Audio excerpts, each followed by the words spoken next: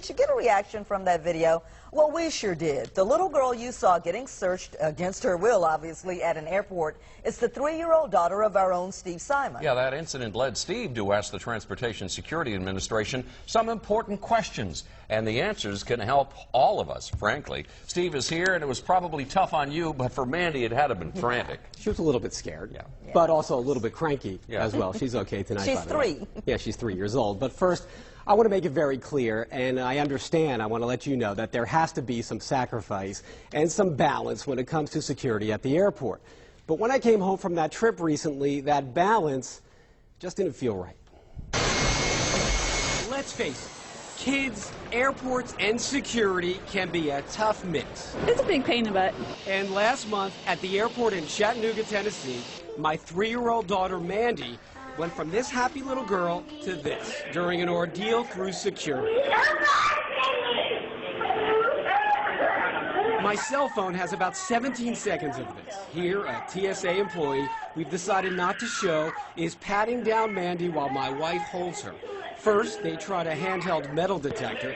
Mandy was not in the mood. And the TSA employee, well, in my opinion, did not know how to communicate to her. All of this started after Mandy's teddy bear was taken away for screening through the X-ray.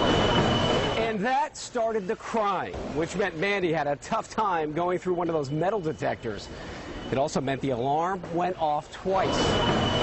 And TSA officials tell me when that alarm goes off twice, everyone, no matter how old you are, must be hand searched.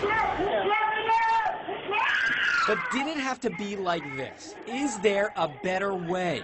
In reality, what we as an agency should be doing, or employees, is looking at that child with a little bit of difference in how we handle the child. James Marchand with the TSA would not comment specifically on the cell phone video, but he says some TSA screeners should follow some advice.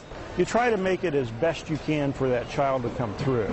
You ask the child to put their arms up in some way, and if you can come up with some kind of game that you're trying to play with the child, then it makes it a lot easier. A lot easier, perhaps, with more sensitivity training with kids. Probably it isn't reiterated enough, and it's something that, since you've brought it up here, I will ask my training department to look into and put it back into the training again.